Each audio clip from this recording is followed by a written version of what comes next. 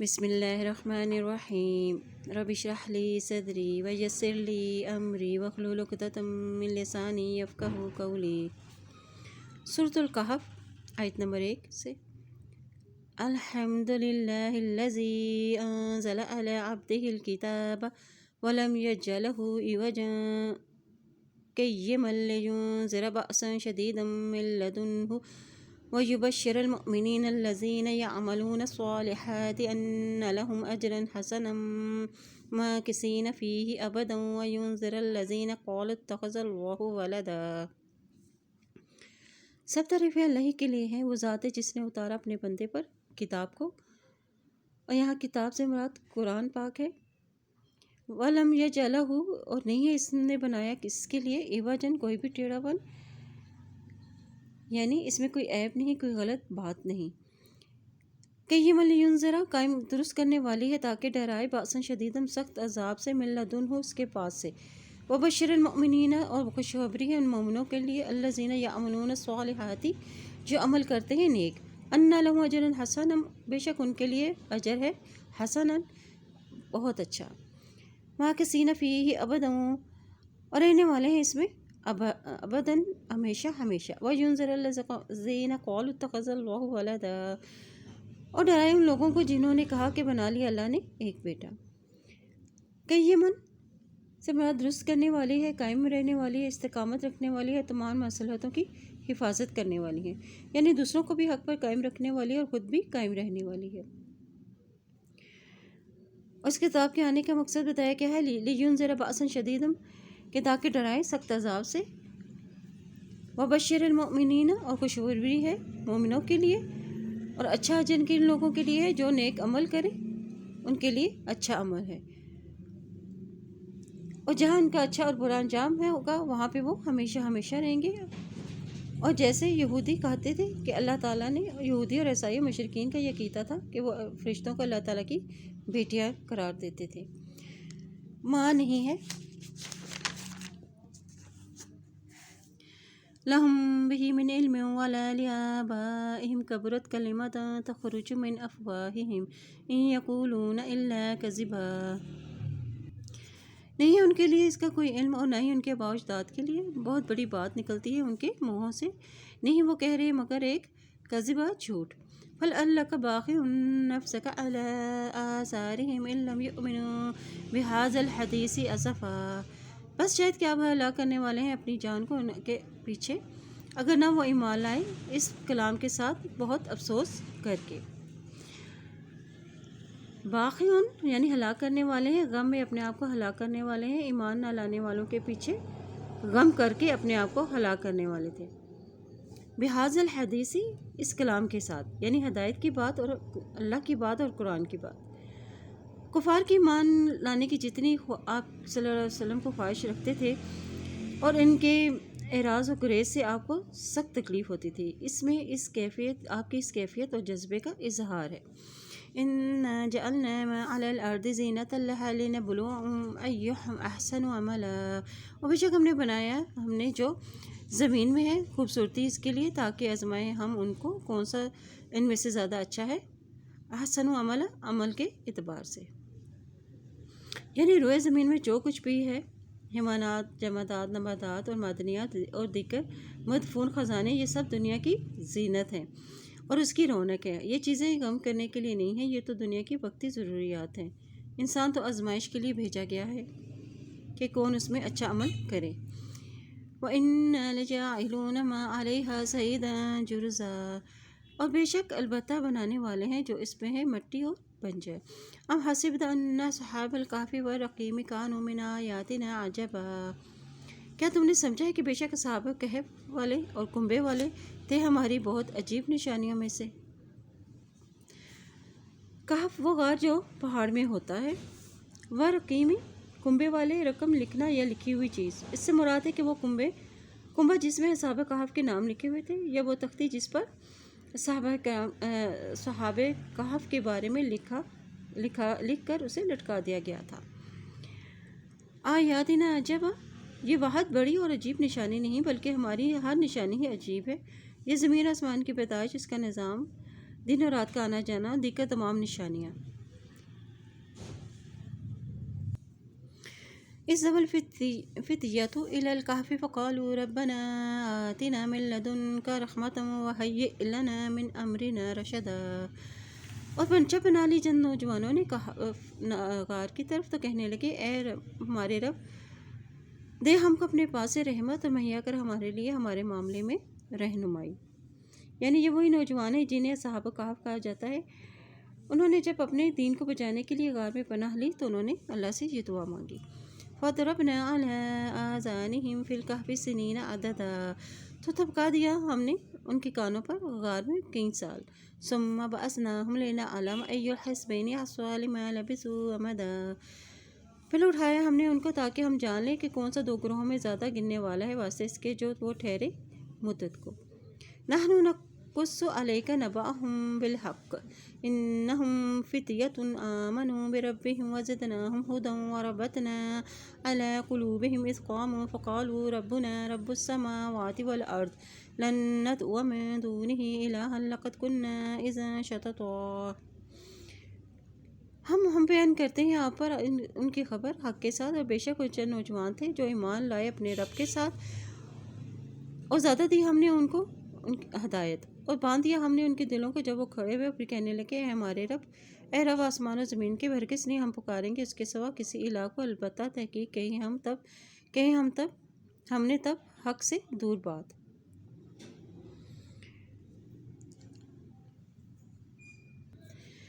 وَضَرَبْنَا یعنی تھپکی دے دی، یعنی انہیں تھپکی دے کے ان کے کانوں کو بند کر دیا تاکہ باہر کی آوازوں سے ان کی نیند میں خلل نہ پڑے۔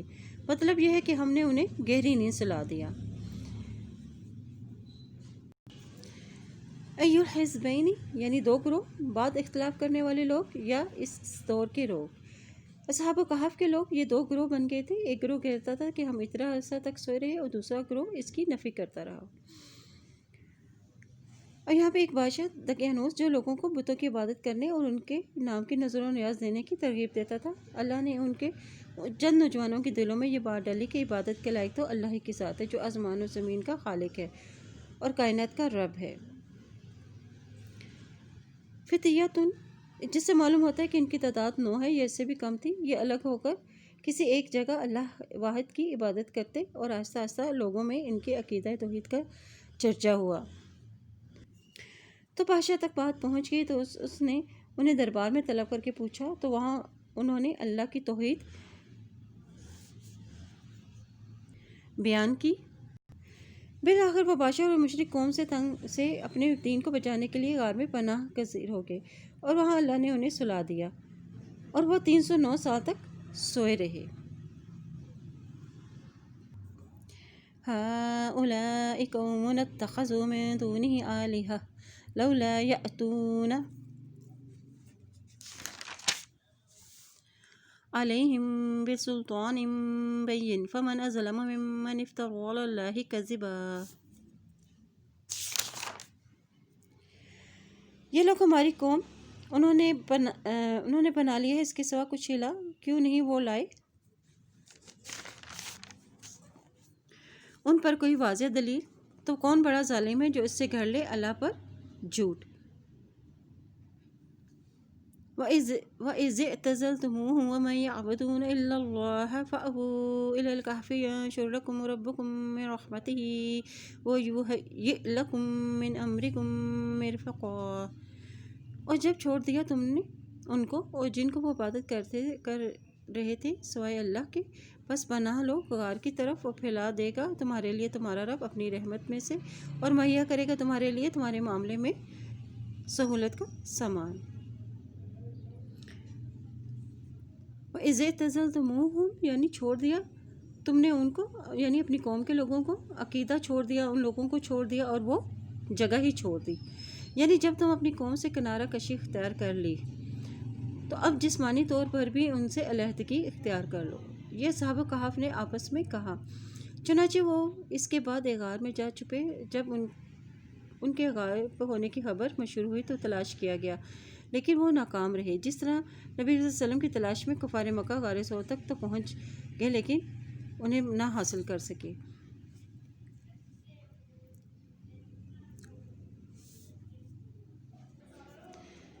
وترى الشمس إذا طلعت تزاور عن كهفهم ذات اليمين وإذا غربت تقرضهم ذات الشمال وهم في فجوة منه ذلك من آيات الله من يهد الله فهو المهتد ومن يضلل فلن تجد له وليا مرشدا۔ اور تم دیکھتے ہو سورج کو جب وہ طلوع ہوتا ہے وہ بچ جاتے ہیں اس غار سے اور دائیں جانب سے، اور جب وہ غروب ہوتا ہے تو کترا جاتا ہے ان کو بائیں جانب سے، اور وہ ایک کشادہ جگہ ہے اس سے، اور اللہ کی نشانیوں میں سے ہے جسے ہدایت دے اللہ تو وہی ہدایت پانے والا ہے، اور جس کو وہ بھٹکاتے تو ہرگز نہیں تو پائے گا اس کے لیے کوئی بھی دوست رہنمائی کرنے والا۔ یعنی سورج طلوع ہوئے وقت دائیں جانب کو اور غروب کے وقت بائیں جانب کو کترا کر نکلتا تھا، یوں دونوں وقتوں پہ ان پر دھوپ نہیں پڑتی تھی۔ آیات اللہ سے مراد یعنی سورج کا اس طرح نکل جانا کہ کھلی جگہ کے باوجود وہاں دھوپ نہ پڑنا، یہ اللہ کی نشانیوں میں سے ہے۔ وَتَحْسَبُهُمْ أَيْقَاظًا وَهُمْ رُقُودٌ وَنُقَلِّبُهُمْ ذَاتَ الْيَمِينِ وَذَاتَ الشِّمَالِ وَقَلْبُهُمْ بَاسِطٌ ذِرَاعَيْهِ بِالْوَسِيدِ لَوِ اطَّلَعْتَ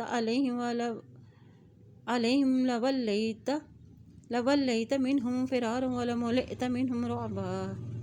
اور تم سمجھتے ہو ان کو کہ وہ جاگ رہے ہیں حالانکہ وہ سوئے ہوئے ہیں، ہم الٹ پلٹ رہے ہیں ان کو دائیں جانب سے اور بائیں جانب سے، اور ان کا کتا پھیلائے ہوئے تھا دونوں ہاتھ اپنے دہلیز پر۔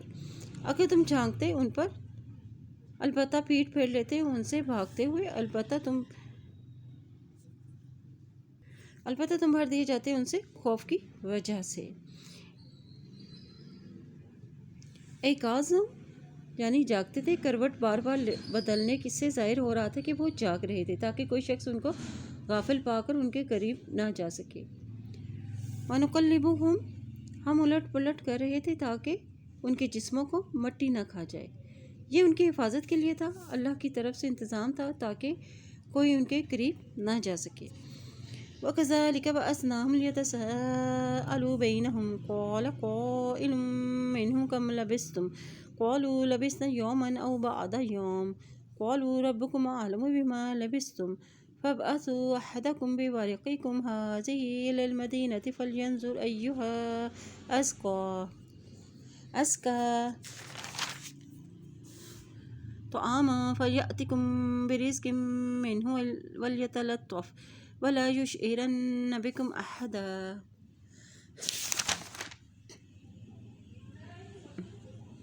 اور اس طرح اٹھایا ہم نے ان کو تاکہ وہ ایک دوسرے سے سوال کریں آپس میں۔ کہا کہنے والے نے ان میں سے کتنا ٹھہرے تم؟ انہوں نے کہا ٹھہرے ہم ایک دن یا دن کا کچھ حصہ۔ وہ کہنے لگے تمہارا رب زیادہ جانتا ہے جو تم ٹھہرے ہو ساتھ اس کے، بس بھیجو اپنے میں سے کسی ایک کو ساتھ اپنے سکے کے اس شہر کی طرف بھی چاہیے کہ وہ دیکھے کون سا ان میں زیادہ پاکیزہ ہے۔ کھانے کے اعتبار سے میں بس چاہیے کہ لائیں تمہارے پاس کھانا اس میں سے، اور چاہیے کہ نرمی کرے اور نہ خبر دیں تمہارے بارے میں کسی ایک کو۔ جس طرح ہم نے انہیں اپنی قدرت سے سلایا تھا اسی طرح ہی 309 سال کے بعد ہم نے انہیں دوبارہ اٹھایا، اور اس حالت میں اٹھایا کہ ان کے جسم اس طرح بالکل صحیح سلامت تھے جس طرح 300 سال قبل سوئے ہوئے تھے۔ اس لیے آپس میں ایک دوسرے سے انہوں نے سوال کیا، گویا کہ جس وقت وہ غار میں داخل ہوئے صبح کا پہلا پہر تھا، اور جب وہ بیدار ہوئے تو رات کا آخری پہر تھا۔ یوں وہ سمجھے کہ شاید ہم ایک دن یا اس سے بھی کم دن کا کچھ حصہ سوئے رہے، تاہم کثرت نیند کی وجہ سے وہ سخت تردد میں رہے۔ بالآخر معاملہ اللہ کے سپرد کر دیا کہ وہی صحیح مدت جانتا ہے۔ اب بیدار ہونے کے بعد خوراک جو کہ انسان کی ایک اہم ضرورت ہے اس کی فکر لاحق ہوئی، چنانچہ انہوں نے اپنے ایک ساتھی کو چند سکے دے کر بھیجا اور احتیاط اور نرمی کی بھی تاکید کی، اس اندیشے کے پیش نظر کی کہ جس کی وجہ سے شہر سے وہ نکل کر ایک ویرانے میں آ کر بسے تھے، کیونکہ کہ کہیں اس طرح شہر والوں کو ہماری خبر نہ ہو جائے۔ وَلْيَتَلَطَّفْ یہ حرف کے اعتبار سے قرآن یہاں نصف ہو جاتا ہے۔ إنهم أن يظهروا عليكم يرجموكم أو يعيدوكم في ملتهم ولن تفلحوا إذا أبدا، اور بے شک اگر وہ غالب آ جائیں تم پر، سنسار کر دے تم کو یا لوٹائے جائیں تم کو اپنی ملت میں، اور ہرگز نہیں تم فلاح پاؤ گے تب کبھی بھی۔ یعنی آخرت کی جس کامیابی کے لیے ہم نے جو مشقت برداشت کی ہیں، ظاہر بات ہے کہ اگر اہل شہر نے ہمیں مجبور کر کے ہمیں آبائی دین کی طرف لوٹا دیا تو ہمارا اصل مقصد ہی ختم ہو جائے گا اور ہماری ساری محنت برباد ہو جائے گی، اور نہ ہم دین کی رہیں گے اور نہ ہم دنیا کے رہیں گے۔ وَكَذَلِكَ أَرْسَلْنَا عَلَيْهِمْ لِيَعْلَمُوا أَنَّ وَعْدَ اللَّهِ حَقٌّ وَأَنَّ السَّاعَةَ لَا رَيْبَ فِيهَا إِذْ يَتَنَازَعُونَ بَيْنَهُمْ أَمْرَهُمْ فَقَالُوا ابْنُوا عَلَيْهِمْ بُنْيَانًا رَبُّهُمْ أَعْلَمُ بِهِمْ قَالَ الَّذِينَ غَلَبُوا عَلَىٰ أَمْرِهِمْ لَنَتَّخِذَنَّ عَلَيْهِمْ مَسْجِدًا، اور اس طرح ہم نے بنایا اوپر اس کے تاکہ وہ جان لیں بے شک اللہ کا وعدہ حق سچا ہے اور بے شک قیامت کی گھڑی لا ریبہ فیہا نہیں ہے کوئی شک اس میں۔ جب وہ جھگڑ رہے تھے بینہم آپس میں، امرہم اپنے معاملے میں، فقالوا بنوا علیہم بنیانا تو انہوں نے کہا بناؤ ان پر ایک عمارت، ان کا رب زیادہ جانتا ہے ان کو۔ کہا ان لوگوں نے جو غالب تھے ان کے معاملے میں، البتہ ہم ضرور بنائیں گے ان پر ایک مسجد۔ ان وعد اللہ حق، یعنی قیامت کا آنا اور دوبارہ جی اٹھنے کا وعدہ حق سچا ہے۔ جس طرح ہم نے انہیں سلایا اور جگایا، اسی طرح ہم نے لوگوں کو ان کے حال سے آگاہ کر دیا۔ بعض روایت کے مطابق یہ آگاہی اس طرح ہوئی کہ صحابہ کہف کا ایک ساتھی چاندی کا سکہ لے کر شہر گیا جو 300 سال قبل کا اس زمانے کا تھا، تو دکاندار وہ سکہ دیکھ کر حیران رہ گیا، جبکہ صحابہ کہف کا ساتھی کہتا رہا کہ وہ اسی شہر کا باشندہ ہے، کل ہی یہاں سے گیا ہے، لیکن کل کو تو گزرے صدیاں ہی گزر چکی تھیں۔ لوگ کس طرح اس کی بات مان لیتے، لوگوں کو شبہ گزرا کہ کہیں شخص کو کوئی مدفون خزانہ نہ مل گیا ہو۔ جب یہ باتیں حاکم تک پہنچی تو اس کے ساتھی کی مدد سے وہ غار میں پہنچا اور صحابہ کہف سے ملاقات کی۔ پھر اس کے بعد اللہ تعالیٰ نے انہیں وہی وفات دے دی۔ کہنے لگے اس غار میں ایک عمارت بنا لو۔ یہ کہنے والے بعض کہتے ہیں کہ اس وقت کے اہل ایمان تھے، بعض کہتے ہیں کہ بادشاہ اس کے ساتھی تھے۔ جب جا کر انہوں نے ملاقات کی اور اس کے بعد اللہ نے انہیں پھر سے سلا دیا، تو بادشاہ ان کے ساتھیوں نے کہا کہ ان کی حفاظت کے لیے ایک عمارت بنا دی جائے۔ اب ربہم اعلم بہم، جھگڑا کرنے والوں کو اللہ نے فرمایا کہ ان کی بابت صحیح علم صرف اللہ ہی کو ہے۔ سَيَقُولُونَ ثَلَاثَةٌ رَابِعُهُمْ كَلْبُهُمْ وَيَقُولُونَ خَمْسَةٌ سَادِسُهُمْ كَلْبُهُمْ رَجْمًا بِالْغَيْبِ وَيَقُولُونَ سَبْعَةٌ وَثَامِنُهُمْ كَلْبُهُمْ قُلْ رَبِّي أَعْلَمُ بِعِدَّتِهِم مَّا يَعْلَمُهُمْ إِلَّا قَلِيلٌ فَلَا تُمَارِ فِيهِمْ إِلَّا مِرَاءً ظَاهِرًا وَلَا تَسْتَفْتِ فِيهِم مِّنْهُمْ أَحَدًا۔ عنقریب وہ کہیں گے 3 تھے، چوتھا ان کا کتا تھا، اور وہ کہیں کہ 5 تھے، چھٹا ان کا کتا تھا۔ پھینکتے ہیں ہم بن دیکھے، اور وہ کہیں گے کہ 7 ہے اور 8واں ان کا کتا تھا۔ کہہ دیجئے میرا رب ہی زیادہ جانتا ہے ان کی گنتی کو، نہیں جانتے ان کو مگر بہت کم۔ تو نہ تم جھگڑو اس معاملے میں مگر جھگڑنا ظاہری، اور نہ تم پوچھنا ان کے بارے میں، فیہم ان میں سے، منہم احد ان میں سے کسی ایک سے۔ یعنی یہ کہنے والے ان کے مختلف تعداد بتلانے والے عہد رسالت کے مومن یا کافر بھی تھے، یعنی علم ان میں سے کسی کے پاس نہیں۔ اللہ نے صرف 3 قول بیان فرمائے ہیں۔ پہلے 2 قولوں میں رجمًا بالغیب کہہ کر ان کو کمزور رائے قرار دیا ہے، اور تیسری قول کا ذکر اس کے بعد ہوا ہے۔ بعض صحابہ کرام سے مروی ہے کہ وہ کہتے ہیں کہ میں بھی ان کم لوگوں میں سے ہوں جو یہ جانتے ہیں کہ اصحاب کہف کی تعداد کتنی تھی، اور صرف 7 تھے، جیسا کہ تیسرے قول میں بتلایا گیا تھا۔ یعنی صرف انہی باتوں پر اکتفا کریں جس کی اطلاع آپ کو وحی کے ذریعے کر دی گئی۔ بحث و تکرار نہ کریں، صرف یہ کہہ دیں کہ ان کی تعین کی کوئی دلیل نہیں۔ بحث و تکرار نہ کرنے کی وجہ ہے کہ کیونکہ اس کا کوئی فائدہ نہیں ہے، کیونکہ اس سے ہمارے علم اور عمل میں کوئی فائدہ نہ ہوگا۔ جو بے فائدہ باتوں میں لگ جاتے ہیں وہ اپنے اصل مقصد سے ہی ہٹ جاتے ہیں۔ إِلَّا أَن يَشَاءَ اللَّهُ وَاذْكُر رَّبَّكَ إِذَا نَسِيتَ وَقُلْ عَسَىٰ أَن يَهْدِيَنِ رَبِّي لِأَقْرَبَ مِنْ هَٰذَا رَشَدًا، اور ہرگز نہ تم کہنا کسی چیز کے لیے بے شک کہ میں کرنے والا ہوں اس کو کل، مگر یہ کہ چاہے اللہ، اور یاد کرو اپنے رب کو جب تم بھول جاؤ، اور کہہ دیجئے امید ہے کہ رحمائی کرے گا میرا رب واسطے زیادہ اس سے بھلائی سے۔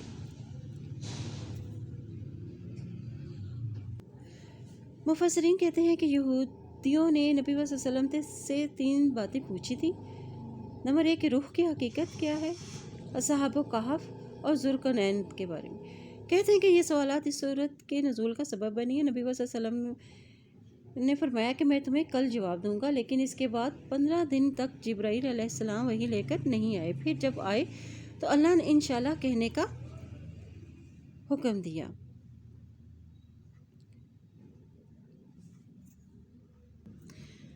غدا کے معنی ہے مستقبل کے۔ جب مستقبل قریب یا بعید میں کوئی کام کرنے کا عزم کرو تو انشاءاللہ ضرور کہو، کیونکہ انسان کو پتہ نہیں کہ جس بات کا وہ عزم ظاہر کر رہا ہے اس کی توفیق بھی اسے اللہ کی مشیت سے ہی ملنی ہے یا نہیں۔ اگر کلام یا وعدہ کرتے وقت انشاءاللہ کہنا بھول جاؤ تو جس وقت بھی یاد آئے تو انشاءاللہ کہہ لو، یعنی میں جس کام کا عزم ظاہر کر رہا ہوں ممکن ہے کہ اللہ اس سے زیادہ بہتر اور مفید کام کی طرف میری رہنمائی فرمائے۔ وَلَبِثُوا فِي كَهْفِهِمْ، اور ٹھہرے غار میں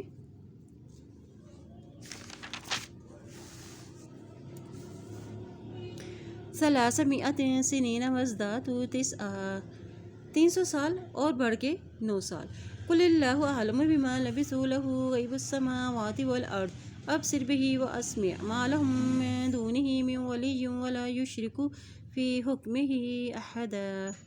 کہہ دیجیے اللہ زیادہ جانتا ہے بوجہ اس کے جو وہ ٹھہرے رہے، اس کے لیے آسمانوں اور زمین کے غیبوں کو جاننے والا ہے، کیا خوب دیکھنے والا ہے اور کیا خوب سننے والا ہے۔ نہیں ہے ان کے لیے اس کے سوا کوئی دوست، اور نہیں ہے وہ شریک کرتا اپنی حکومت میں کسی ایک کو۔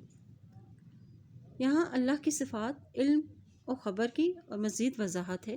وَاتْلُ مَا أُوحِيَ إِلَيْكَ مِن كِتَابِ رَبِّكَ لَا مُبَدِّلَ لِكَلِمَاتِهِ وَلَن تَجِدَ مِن دُونِهِ مُلْتَحَدًا، اور پڑھیے جو وحی کیا گیا ہے تیری طرف تیرے رب کی طرف سے، اور نہیں کوئی بدلنے والا اس کے کلمات کو، اور ہرگز نہیں وہ پائیں گے اس کے سوا پناہ کی جگہ۔ ویسے تو یہ حکم عام ہے کہ جس چیز کی وحی آپ صلی اللہ علیہ وسلم کی طرف کی جائے اسی کی تلا فرمائے اور لوگوں کو اسی کی تعلیم دیں، لیکن اصحاب کہف کے قصے کے خاتمے پر اس کا حکم سے مراد یہ بھی ہو سکتا ہے کہ اصحاب کہف کے بارے میں لوگ جو چاہیں کہتے پھریں، لیکن اللہ نے اس کے بارے میں جو اپنی کتاب میں جو کچھ بیان فرما دیا ہے وہی صحیح ہے، اور وہی لوگوں کو پڑھ کے سنا دیجیے، اس سے دیگر باتوں پر دھیان نہ دیجیے۔ اگر ان کے بیان میں ہرگز اور یا تبدیلی کی کوشش کی تو اللہ سے آپ کو بچانے والا کوئی نہ ہوگا۔ خطاب اگرچہ نبی صلی اللہ علیہ وسلم سے ہے لیکن اصل مخاطب امت ہے۔ وَاصْبِرْ نَفْسَكَ مَعَ الَّذِينَ يَدْعُونَ رَبَّهُمْ بِالْغَدَاةِ وَالْعَشِيِّ يُرِيدُونَ وَجْهَهُ وَلَا تَعْدُ عَيْنَاكَ عَنْهُمْ تُرِيدُ زِينَةَ الْحَيَاةِ الدُّنْيَا وَلَا تُطِعْ مَنْ أَغْفَلْنَا قَلْبَهُ عَنْ ذِكْرِنَا وَاتَّبَعَ هَوَاهُ وَكَانَ أَمْرُهُ فُرُطًا، اور روک لیجیے اپنے نفس کو ان لوگوں کے لیے جو پکارتے ہیں اپنے رب کو صبح کے وقت اور شام کے وقت، اور چاہتے ہیں کہ ان کا چہرہ نہ پھیرے اپنی دونوں آنکھوں کو ان سے۔ تم چاہتے ہو دنیا کی زینت کو، اور نہ تم اطاعت کرو جس کو غافل کر دیا ہم نے اس کے دل کو اور اپنے ذکر سے، اور اس نے پیروی کی اپنی خواہشات کی، اور تھا وہ اس کا معاملہ حد سے بڑا ہوا۔ یعنی اس سے مراد ہے کہ وہ صحابہ اکرام جو غریب اور کمزور تھے، جن کے ساتھ بیٹھنا جو ہے قریش کے سردار گوارا نہیں کرتے تھے۔ حضرت سعد بن ابی وقاص فرماتے ہیں کہ ہم 6 آدمی نبی صلی اللہ علیہ وآلہ وسلم کی خدمت میں حاضر تھے۔ قریش مکہ نے خواہش ظاہر کی کہ ان لوگوں کو اپنے پاس سے ہٹا دو تاکہ ہم صلی اللہ علیہ وسلم کی خدمت میں حاضر ہو کے آپ صلی اللہ علیہ وسلم کی باتیں سنیں، اور نبی صلی اللہ علیہ وسلم کے دل میں آیا کہ چلو شاید میری باتیں سن کے ان کے دلوں کی دنیا ہی بدل جائے، لیکن اللہ تعالیٰ نے سختی کے ساتھ منع کر دیا۔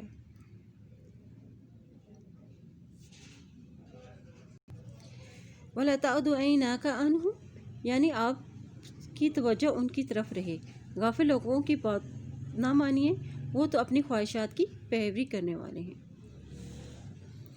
وَقُلِ الْحَقُّ مِن رَبِّكُمْ فَمَن شَاءَ فَلْيُؤْمِنْ وَمَن شَاءَ فَلْيَكْفُرْ إِنَّا أَعْتَدْنَا لِلظَّالِمِينَ نَارًا أَحَاطَ بِهِمْ سُرَادِقُهَا وَإِن يَسْتَغِيثُوا يُغَاثُوا بِمَاءٍ كَالْمُهْلِ يَشْوِي الْوُجُوهَ بِئْسَ الشَّرَابُ وَسَاءَتْ مُرْتَفَقًا، اور کہہ دیجیے کہ حق تمہارے رب کی طرف سے ہے، تو جو چاہے بس چاہیے کہ ایمان لائے، اور جو چاہے بس چاہیے کہ کفر کرے۔ بے شک ہم نے تیار کی ہے ظالموں کے لیے ایک آگ، گھیر لے گی ان کو اس کی لپٹ، اور اگر وہ فریاد کریں، فریاد درسی کیے جائیں گے تل چٹ کی طرح، اور جو بھون ڈالے گا چہروں کو، اور کتنی بری ہے پینے کی چیز اور کتنا برا ہے ٹھکانہ مقام۔ ان الذين آمنوا وعملوا الصالحات انا لا نضيع اجر من احسن عملا، بے شک وہ لوگ جو ایمان لائے انہوں نے نیک عمل کیے، بے شک نہیں ہم ضائع کرتے اجر جو کوئی اچھا عمل کرے۔ یعنی قرآن کے انداز بیان کے مطابق جہنمیوں کے ذکر کے بعد اہل جنت کا تذکرہ کیا جا رہا ہے تاکہ لوگوں کے اندر جنت حاصل کرنے کا شوق اور رغبت پیدا ہو۔ اور جنت کیسی ہوگی؟ اولئک لهم جنات عدن تجری من تحتهم الانہار یحلون فیہا من اساور من ذہب ویلبسون ثیابا خضرا من سندس واستبرق متکئین فیہا علی الارائک نعم الثواب وحسنت مرتفقا۔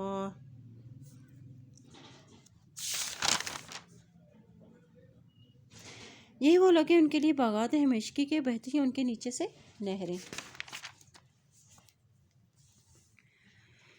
اور پہنائے جائیں گے ان میں کنگنوں میں سے سونے کے، پہنیں گے لباس سبز باریک ریشم اور موٹے ریشم کے، تکیے لگائے ہوئے ہوں گے اس میں اونچی مسندوں پر۔